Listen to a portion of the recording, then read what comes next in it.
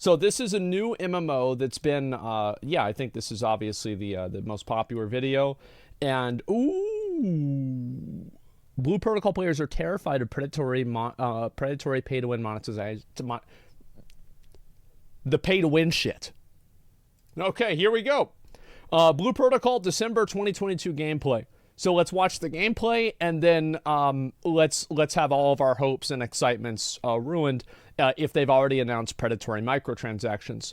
I do think that obviously microtransactions for a game that doesn't have a subscription are necessary, because otherwise you couldn't fund the servers and you can't fund development of the game, like beyond release. Sure, I understand this. However, it depends on what those microtransactions are and how they affect the game. So we're going to have to wait and see.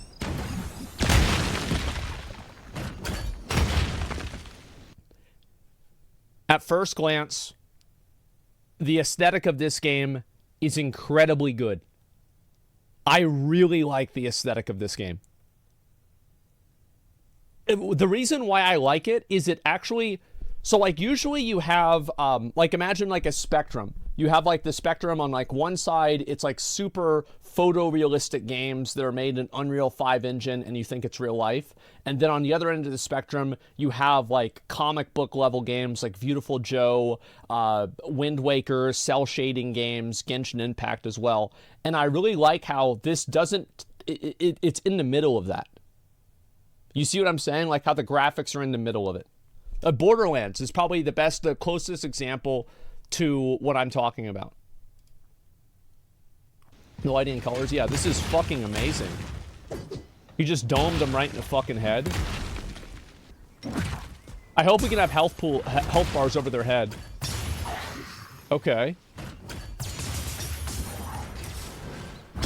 Now, one thing that's missing, obviously it's very short trailer so far. I've only watched like 22 seconds of it, but I want to see massive AoE pulls.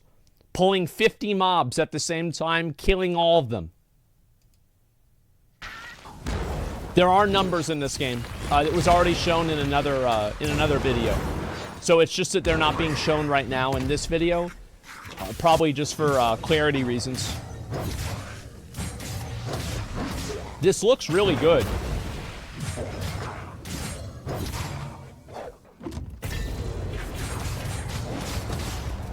Oh, fuck. That guy has a lot of health. Okay. Oh, what the fuck?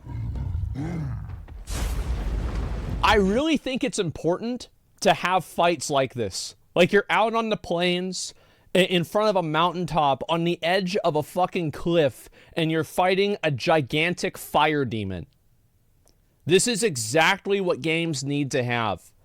Yeah, it needs music. Oh yeah, I'm sure they're gonna have all of that stuff. I mean, this is a gameplay reflection. Yeah, anime Dark Souls. I love how anytime it shows a character fighting a singular boss, people are like, "Oh, Dark Souls." Yeah, yeah. So it's like if the game has bosses in it, so it's kind of like Dark Souls. Okay.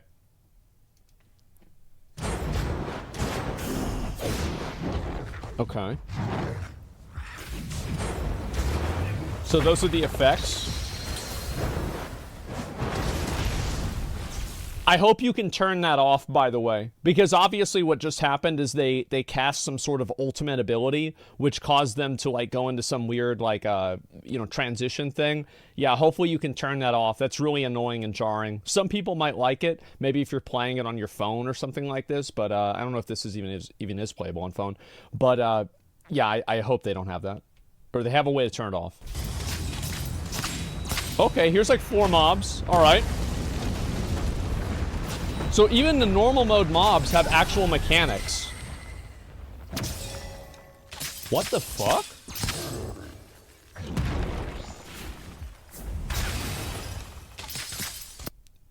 That's really cool. So you can clearly see what she did there. Is like that bow attack has multiple levels of charging, and if you charge it long enough, it freezes the target. That's really, really nice.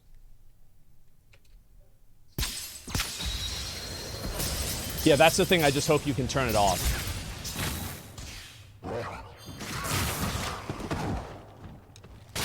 Okay. And this is an MMO. I think actually they're describing it as a multiplayer online RPG, but it's basically an MMO. Like, you can see other people in cities, you can do activities with other people. For all intents and purposes, this is an MMO. The Genshin Killer? No, that already came out. It was called Tower of Fantasy.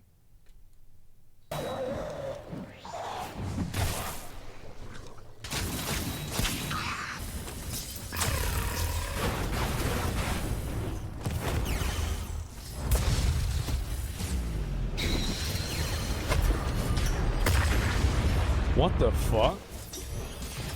Let me go back and watch that again. I really think it's important for MMORPGs to have challenges like this, like the Mage Tower, for example. Having solo challenges in MMORPGs is actually super underrated. And every single time that there is one, it's what players always remember. Because whenever their friends aren't online or people aren't able to do anything... Tower Fantasy fanbase with the fucking Pepe laugh and the arrow going down. Oh my god. Yeah, anyway, so I just read that. I played that game a lot, and so I know a lot about it. And anyway, so having these solo challenges in MMOs, I think is so important because it gives people a way to show off their gear, and it also gives them a way to show off how good they are to other people. And I think that, like, it's like, imagine if like Dark Souls was an MMO, and the first week, everybody would be walking around with, like, Melania's helmet or something like that, just so they knew, or so they could show off that they did this.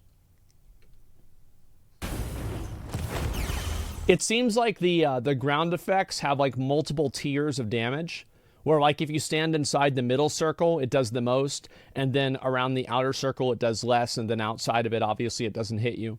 That's what it seems like to me.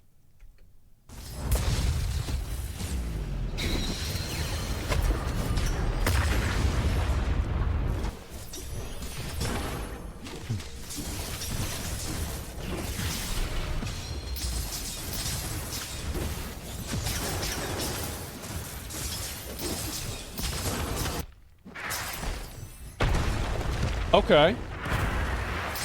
I think having dodges give you iframes in games is really, really cool. The only problem is that whenever you're playing an online game, dodges giving you iframes is, like New World, for example, it can be very frustrating because it's not consistent. Yeah, lag iframes, exactly. Because everybody's going to have latency.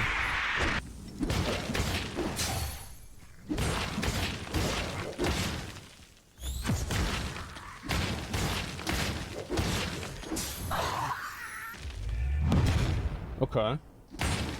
It's really surprising how many of these, like, solo bosses there are. Like, just in this trailer, with the game still being an alpha. Oh, this is a group boss. Okay.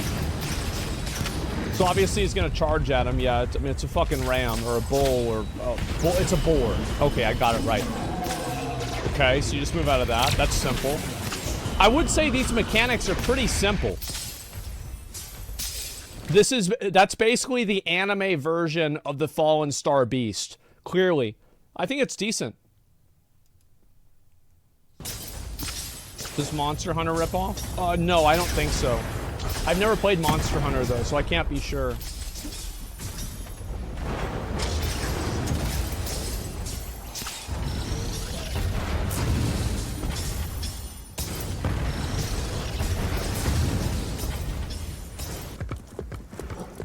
This is what's really important. Being able to ride around in the game on your mount and for it to feel good. Now, here's one thing they need to change. Unless you're a furry, this angle is not preferable. You need to be able to zoom out a lot more.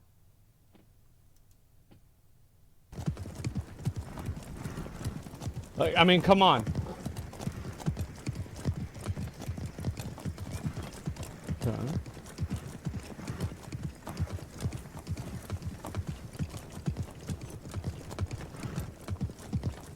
So what happens if, like, something tries to attack you? Okay, it doesn't try to attack you. All right, well, that settles it. So this is just like the outdoor area. I think what they're really showing here in this video is people might be like, oh, why are they showing that? They're just kind of showing the way the game plays with like other people, right? Like moving around out in the open world. It's nice. I just wonder how many people can there be in a single area before the game turns into, you know.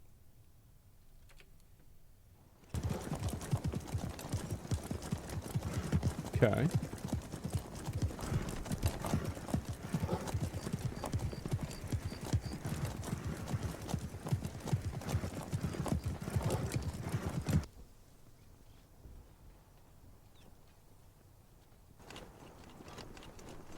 So this is the way the cities look. I think this is only good if there's a lot of people in the cities. So here are two solutions for this problem. Number one, make it to where the cities are like cross realms, so you always see a ton of people in the cities. And number two, more importantly, looks dead. Toka. That's because this is an alpha demonstration. The game is, it's not, okay, the game's not out. But it's not out, guys. This is a dev build. They're just showing the way the game works, all right? So it's out in Japan. No, I'm pretty sure it's not. I think it doesn't come out on beta until February or March of 2023. So, yeah. Overall, I think that, again, make it to where each of the cities have a lot of other players in them, and also add voice chat. Add proximity voice chat to this, and that way you'll have the real experience. I think that's what's important the most. Yeah, proximity voice chat is one of the best things about New World. Every MMO needs proximity voice chat.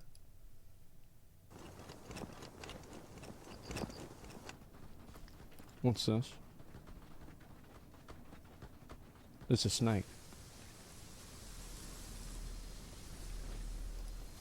I really like the aesthetics. I'll have to say it again. I mean, now that we're, a few minutes into the trailer, I love the aesthetics.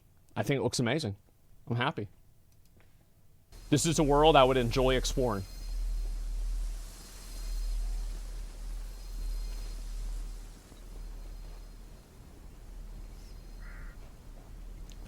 Okay.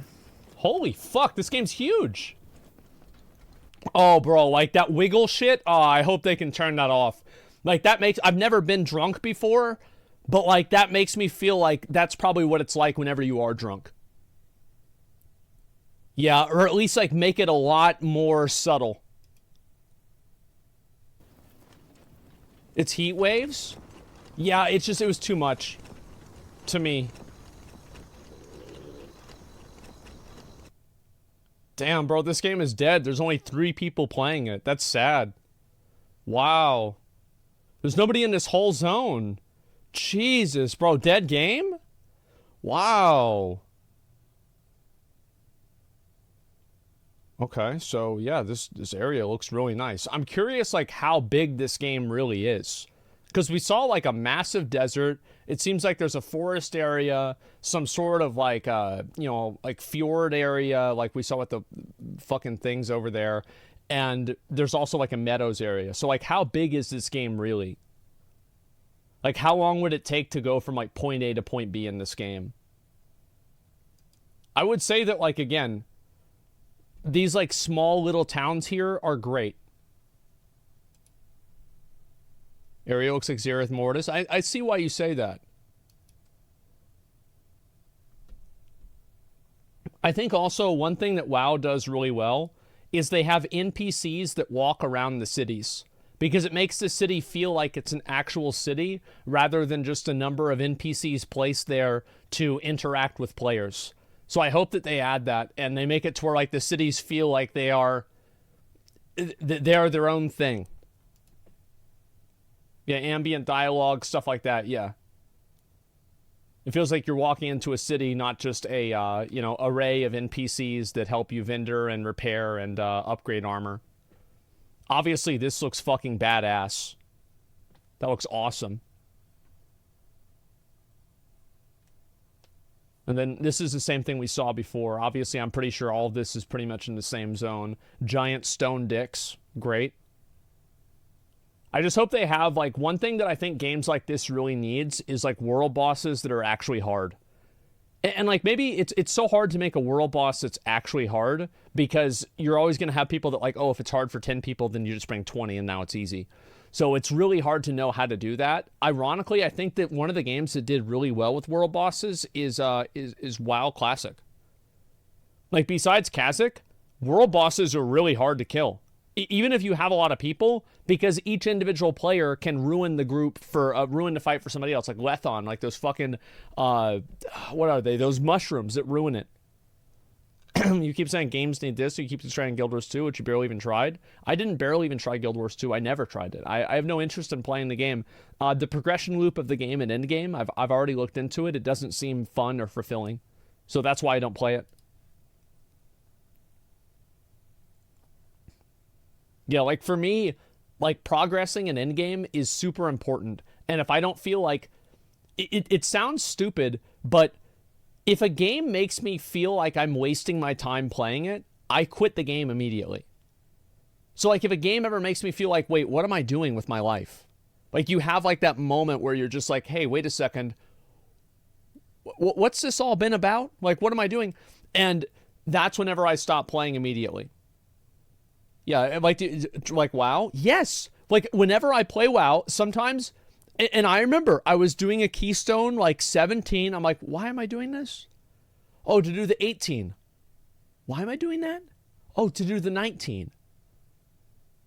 Yeah, I'm gonna take a break. I gotta go. I had something come up. And that's it. Diablo 3 was the same thing. What's this? Just more zones?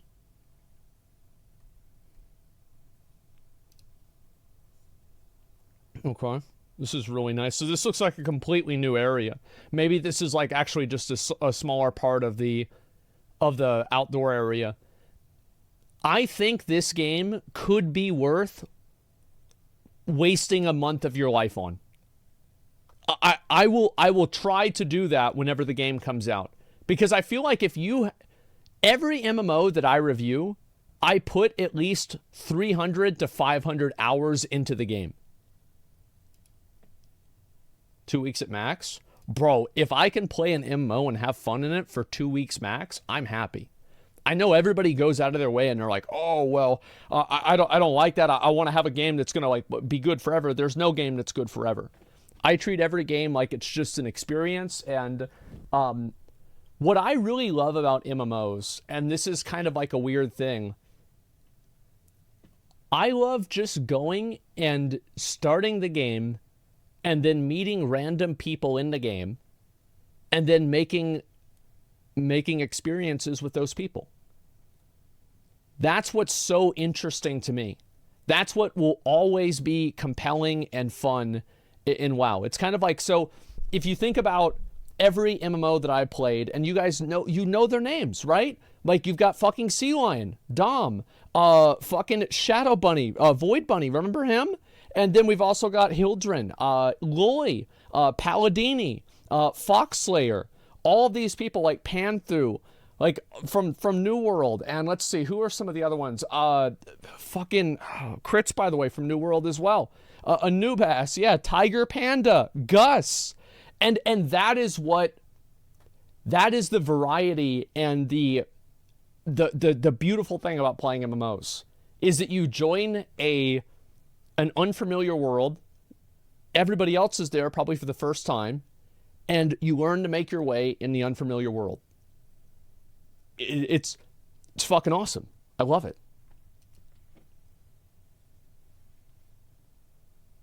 Bodegro, yeah.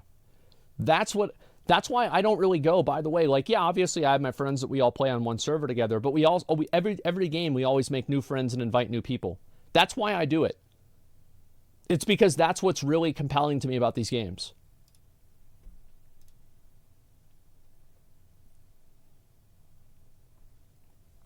Okay. So we got this over here. This is some kind of fucking llama with horns on it. I like how the only sound that they have for any NPC is just this. Oh, here we go. Let's do it again. Wait a second.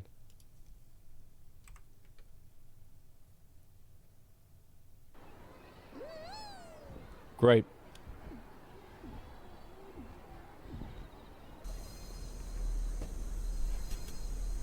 Okay.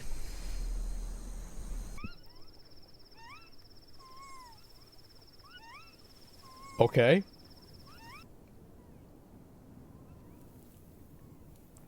Okay. Okay. So this is the real content. Going around and stomping on leaf rabbits. Yep, there we go. Oh, this is the actual, this is the character creator. I think the character creator is pretty much fine. Obviously, I think that just allowing people, like, more customization for these characters is super important. I remember whenever I played New World, Tower of Fantasy, and Lost Ark does a pretty good job at customization, but there's not really as much customization as you might think with Lost Ark, especially with, like, the way that people's faces look, etc. However, with, like, I think Black Desert Online is the best example of being able to customize a character and make it the way you want it to be. Yeah, so I just hope that they're able to add a little bit more customization for this in Blue Protocol.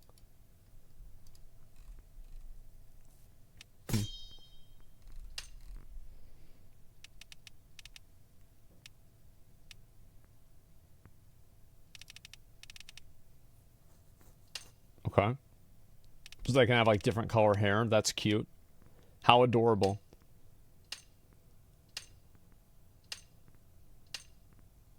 Okay. As you guys can see, they actually don't even have a bald option. You literally cannot make your character bald in this game. This is great.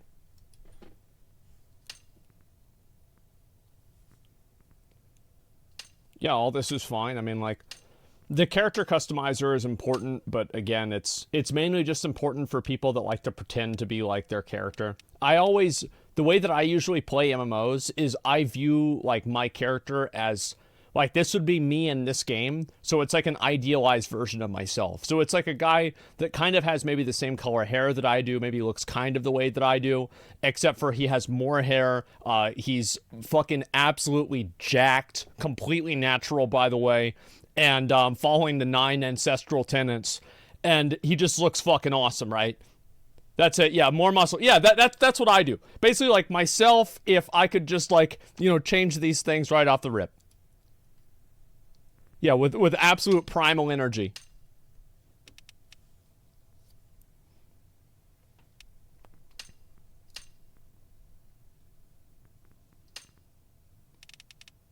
What's this? Saturation in the eyes. Okay. Can you have characters that are fat? I wonder if you can. I feel like not enough games allow that. I think, yeah, you can. I hope so. Yeah, it's... Doubt it? That's very sad. I think that having fat characters is totally funny.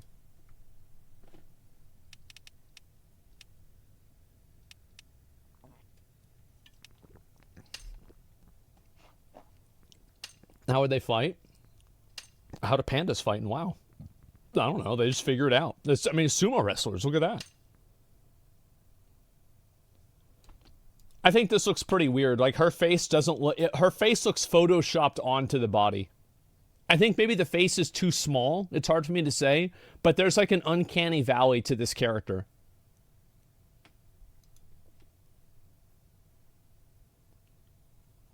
Obviously, like, the weapons look really nice.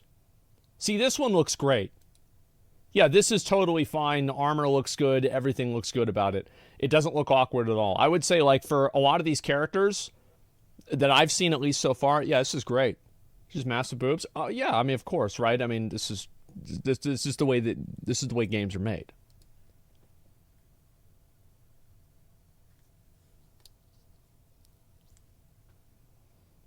Okay.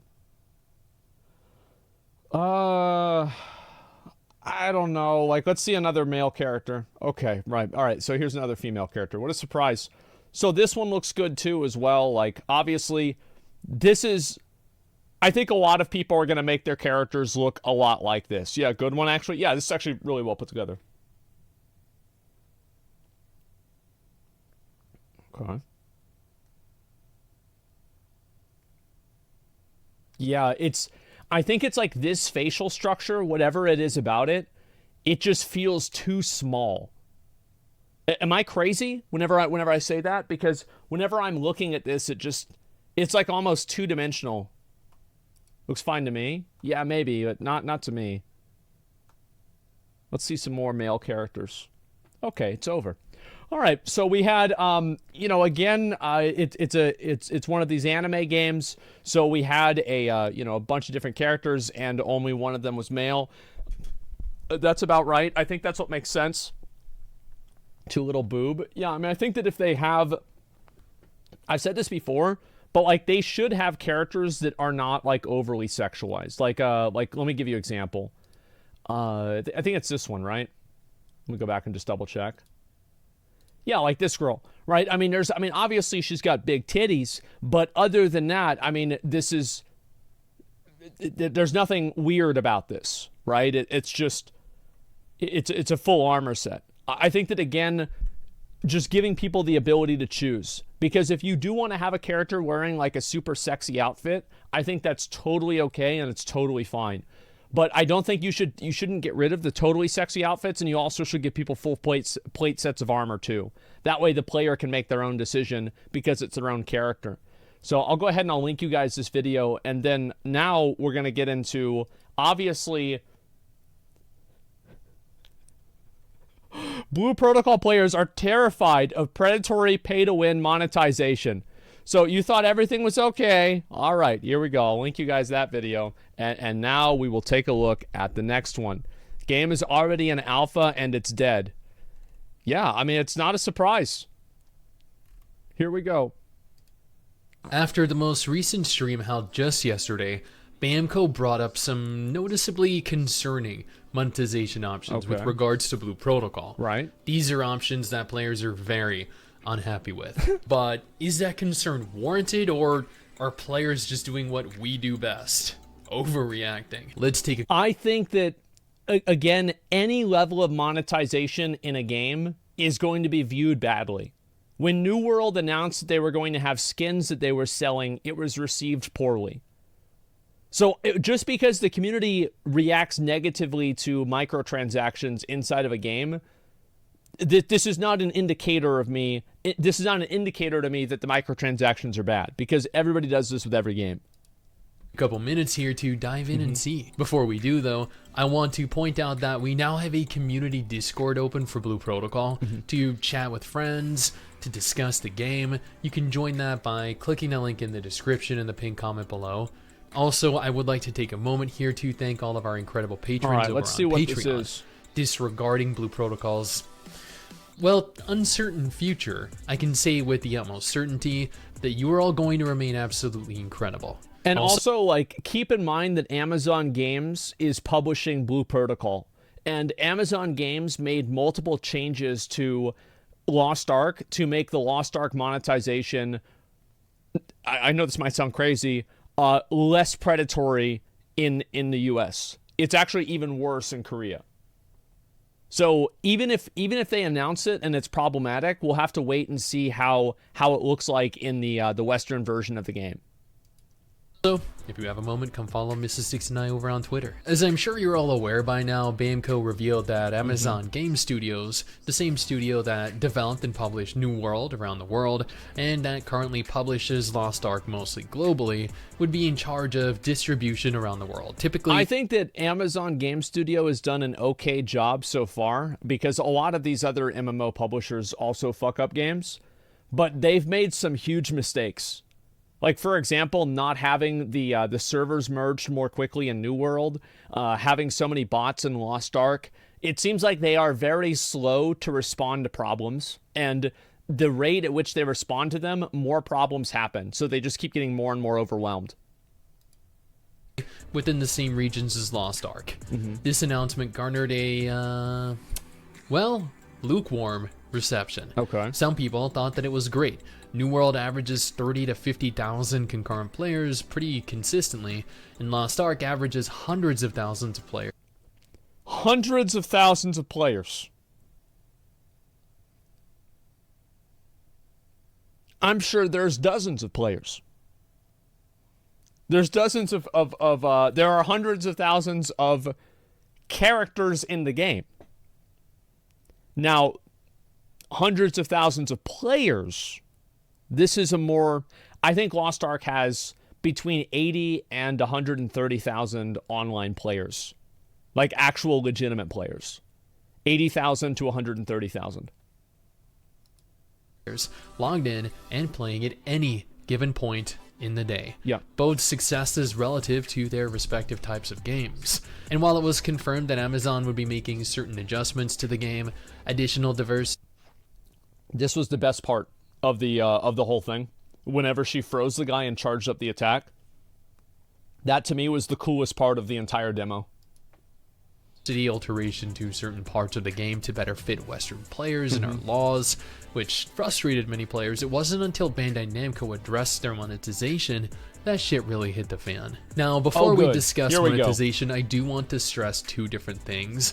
One, this is a free MMO, meaning they do not receive any type of recurring monthly income from players like in WoW or Final Fantasy XIV. Two, this is specifically pertaining to the Japanese version of the game. Amazon are 100% capable and probably willing to alter the monetization for our global release. And that's, and he's right about this because this is literally what happened with Lost Ark.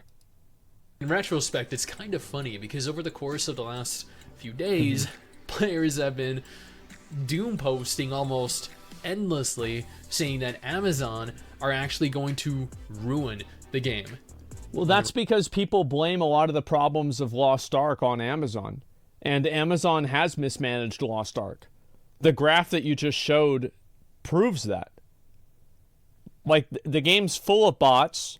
There's rapid inflation of every single item and gold in the economy. It's really bad. And New World was mismanaged on release as well. I think Amazon, the worst thing about it is that Amazon usually ends up making the right decision.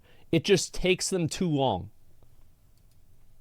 Reality is, they might be the ones that save it. Thankfully, Bamco are not forcing Amazon to retain the same business model as they are for the Japanese audience. First, they plan on adding a battle pass into the game. Okay. Battle passes are not inherently bad, a little off-putting, gating certain potentially high-quality items or outfits behind a play wall, or worse than that, a paywall. But I fully understand. Yeah, I mean, battle passes, as I've said before, I think buying battle passes for every game you're playing regularly is like, it's kind of like, you know, you have HBO Go, Netflix, Hulu, Amazon Movies, or Amazon Video.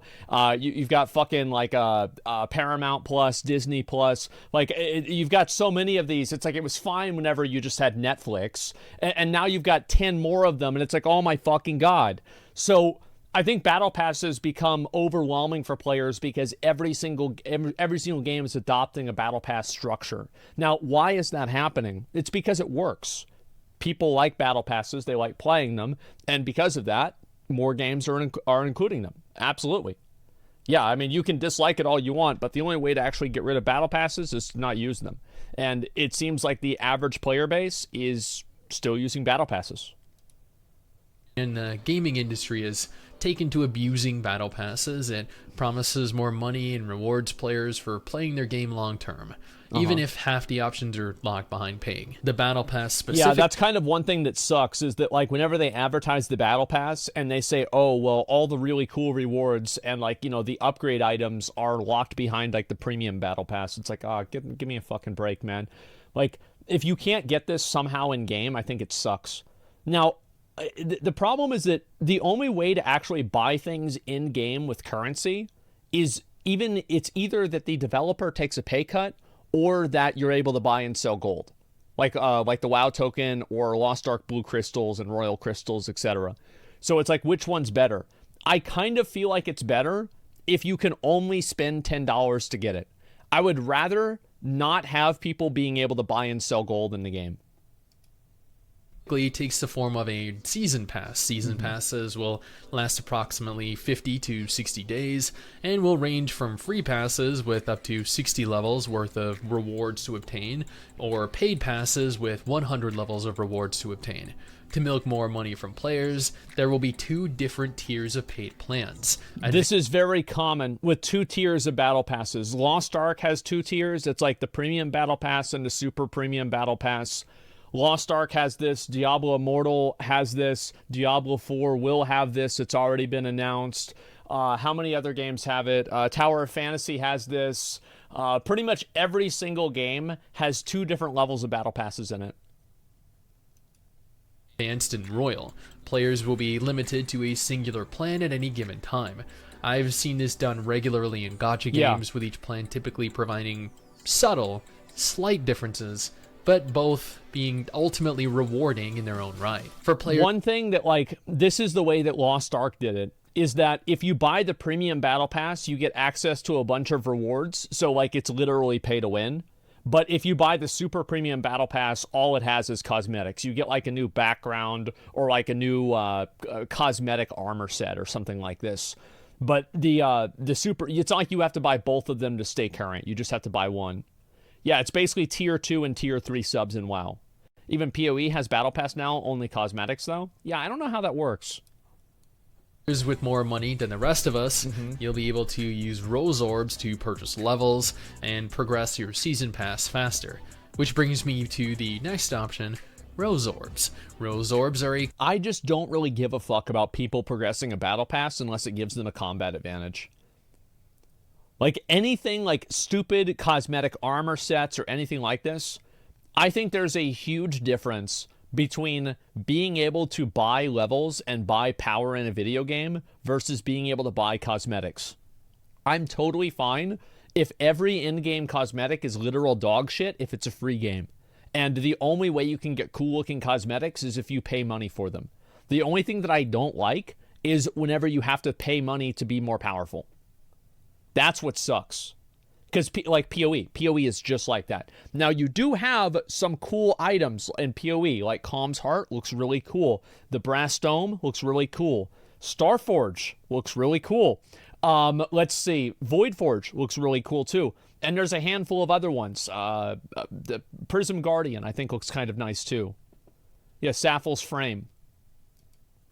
Currency that you can acquire via purchasing with real money, or for free by playing the game. You'll just acquire it at a slow rate if you choose to earn it in-game, but it is absolutely obtainable. Yeah, that's Rose fine. Orbs are used to access the Rose Orb store, which will allow for you to access Blue Protocol's cosmetic gacha system, amongst other uses. Yes, for whatever reason, Bamco have chosen... A cosmetic gacha system is substantially less problematic than a power gacha system, in my opinion. I don't like the gacha systems at all. It's unfortunate that the truth is, like, psychology has already revealed this to be true nearly 100 years ago, like 80 years ago. But using a gacha type system, which is, like my dad is like a fucking, like, he was like a professor in college about like psychology and shit like this. So he told me, like, it was called a variable reinforcement schedule, which means that people basically are most likely to engage into something if they are doing it and they don't always get a reward, but there's a chance that they can get a reward out of it. And that's why all of these games have it. Because a variable reinforcement reward schedule is fundamentally gambling. So that's why they have it. It's like lottery? Yes.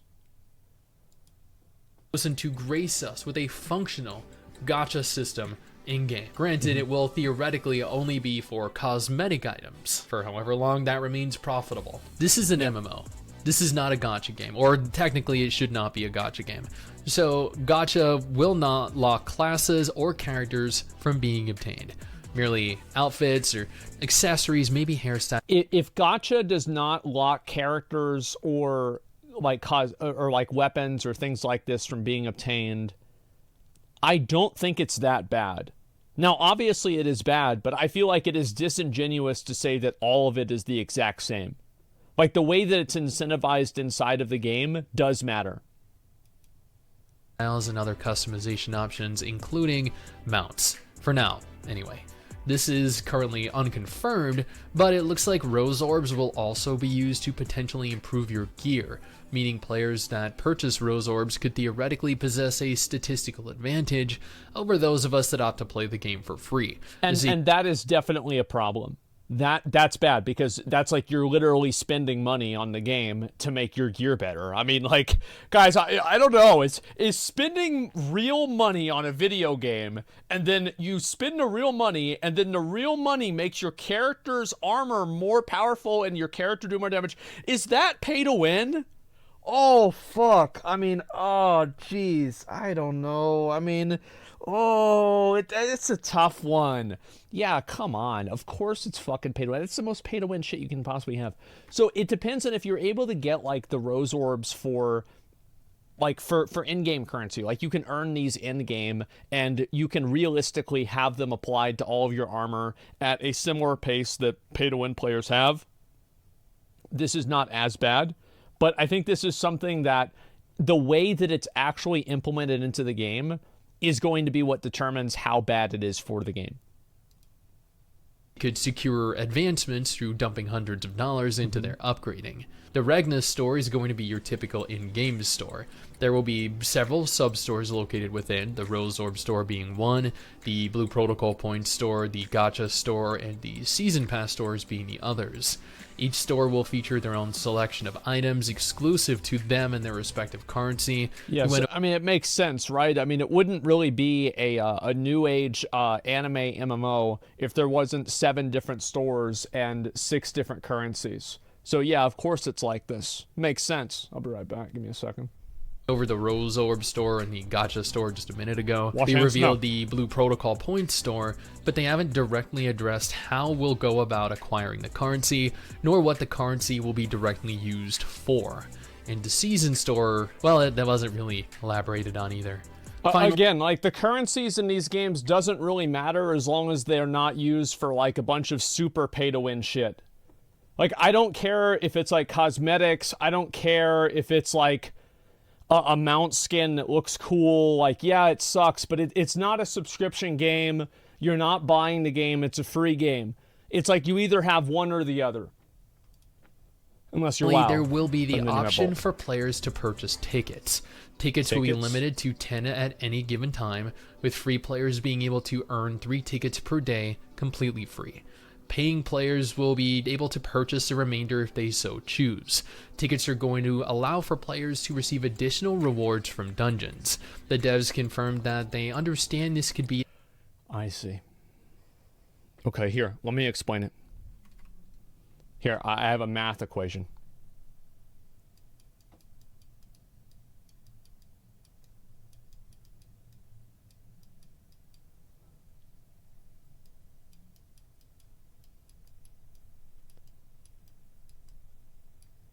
Eternal G-E-N-D-A-R-Y internal legendary crests. So basically, you're able to eternal legendary crests in this game from Diablo Immortal, and I think that's effectively what's going on. I'm not sure, but I think that's what it is. That's what it seems like to me. Tower of Fantasy had something like this too. Small f. I don't know why that was. Game-breaking feature, thus they have chosen to limit the number of uses per day. Again, paying players will be able to receive several times more tickets, therefore several times more rewards for running content than free players. This is 100% a form of pay to win. I know free players... And it's not even a question. Like, if you can pay to win and get ahead of other people, or you can spend money and get ahead of other people, get more chances on loot or anything like that, it's pay to win. Will eventually be able to earn the same total number of items from running dungeons, but if a free player is required to run a dungeon 8 times to earn the same reward as a paying player that could obtain that in 3 runs, it is going to require a significant time investment that many free players just will not be able to dedicate.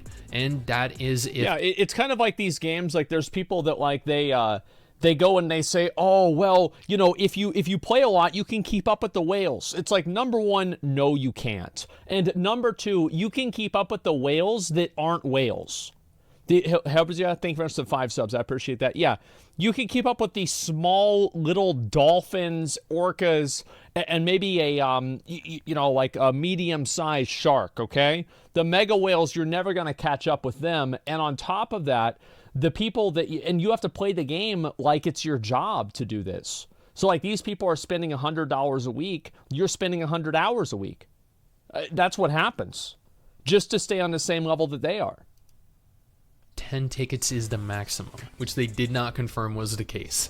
Paying players might be able to purchase more. 10 is just a limit that they gave us that players can hold at any given time. Overall, there is yeah, if you can hold that at any given time, who gives a shit if you can just do a bunch of runs for it over and over? I think that whenever this becomes very problematic is whenever you see like end-game bosses and stuff like this that you can use these tickets on. Because if you can get like more 5-man gear or something like that, if you do like pay to win, this is obviously bad, but it's less bad than being able to buy in-game gear or more chances at in-game gear. very concerning options present. Cosmetic gacha is going to be frustrating. I would rather just pay $20 for an outfit that I wanted. I would rather pay $20 for a mount that I wanted. Kind of like how World of Warcraft does it. It is how Final Fantasy XIV does it. I don't want to have to potentially invest hundreds of dollars. You don't. You fucking don't. You know how you handle it? It's simple. You're like, I'm not going to buy this because I don't need it. And then you just don't buy it. That's it. That's the solution. It's right there. Into the gacha system, only to never end up obtaining the mount or the outfit that I want. This will actually deter me from purchasing any or attempting to purchase any cosmetic items. A seasonal battle pass might be acceptable. I don't think it's going to deter people from doing it. And the fact is, like, there is like hundreds of scientific studies that prove that it won't. Like, why do you think every one of these games works the same way? It's because people like that method, or not even that they like it. It's because they respond to it. It works. That's all there is to it. Yeah, people I mean, look at the top games on these app charts. A lot of them that are making millions of dollars are these gacha games. I really don't care about them personally as long as classes, gear, or items aren't locked behind the premium seasonal pass. I'll likely just ignore it as it won't have any direct impact on my enjoyment of the game. Not sure what Blue Protocol points are really going to be, how they're going to be acquired, or what we'll use them on yet, so I guess we'll see in time. A premium currency like red orbs allowing for you to upgrade your gear that will allow for you to have a substantial advantage over other players. Yeah, I mean, this sounds pretty fucking weird. I mean, I don't know how they're gonna do it over in Japan or over in Korea. I don't really care because I'm not playing the game over on that version of the game. I don't care if the game's completely pay to win over there. I don't fucking cares. But I do care if it's pay to win over here. It should not be pay to win over here. It's an F for sure. I don't think it's an F for sure because, again, Amazon has already... The truth is that Amazon did not make New World pay to win. New World is not a pay to win game. And that is an Amazon game that they made. Lost Ark is less pay to win in the West than it was in Korea. And I think also in Russia. So Amazon is 2 for 2 for reducing and not having pay to win in their games. I do not think that this is an F yet. Incredibly pay to win and should not be present within the game. Tickets are also very pay to win, if not severely pay to advance. As a free player, I'll be capable of, within 3 hours of playing, earning the same rewards that free players will be required to spend almost 10 hours grinding for. That's right. That just doesn't seem remotely fair. It makes me feel like... Well, that's because it's designed to not be fair. It's designed for players to to value their time, evaluate the time of their... like the amount of time it takes to do something in the game, and then compare it to how much money it would take to do it faster, and then nobody would buy the tickets or buy any of the items if it was not financially lucrative to do so. Of course, that's the way it works. Trying to force you to pay so you can retain that advantage. If these are all going to be present in the full version of the game, Blue Protocol will be dead on arrival. There's no contesting that opinion. There will be no recovering from the monstrous amount of pay-to-win present, with free players being treated like second-class citizens. I disagree with that. I think that Lost Ark was massively successful for a very long time, and it was completely pay-to-win. If it wasn't, then fucking Nick wouldn't have spent $18,000 on the game.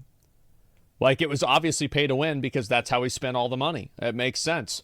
Look at World of Warcraft. World of Warcraft was completely pay to win. You can buy gold and then buy end-game gear. Like, what the fuck? So, I don't think... And you can even do it now with, like, the work orders and shit like that, too. So... I mean, it was more pay to win in Shadowlands. I mean, it's still pay to win now, but it is much better than it was. I don't think that games being pay to win kills them in the West anymore. I think Genshin Impact and Lost Ark have proven that. And I think World of Warcraft having pay to win elements also proves that. Is that if you boil the frog slow enough, the frog just thinks they're in a hot tub. I've been covering this game since it was announced several years ago, and I'm kind of disturbed by how greedy Bamco are being with this. I truly hope that Amazon choose a much more fair route for the global version of the game. I know they're definitely... Well, you have to keep in mind that, like, over in like Eastern audiences, pay-to-win games is normalized. Like, this isn't some sort of, like, weird thing. Like, they literally sold Lost Ark credit cards, okay? Capable of doing as such. They made Lost Ark, well, a little less pay to win. They did. Right? Now, if you're not interested in Blue Protocol, no problem, I understand. In that case, I have two videos on screen right now that might be of interest to you. One featuring a brand new MMO, the other featuring a list of every MMO released this month, in the month of December 2022. Okay, yeah, I think that was a relatively good video. I'd like to see a little bit more of the information about it, but overall, I think that's fine. I mean... Like, Lost Ark credit cards. Yeah, I'm not even kidding you. Yes. Lost Ark credit cards. There you fucking go. Can you get stronger by spending money? It seems as though that is the case. And again, like, let's read some of the comments and then we'll watch something else and just kind of go from there. Give me 1 second. Let me just scroll down here and read a few of these. As someone that's looked forward to this game for years now, this is concerning to say the least. Hopefully it won't be too bad and the game lives up to the hype. It's about finding the balance, no matter what the game will need to have some monetization. Obviously, cosmetics or conveniences would be more agreed upon way to go. Hopefully, just cosmetics. Conveniences. I hate whenever games sell conveniences because that means the game is fundamentally inconvenient without them. So I don't like that a lot.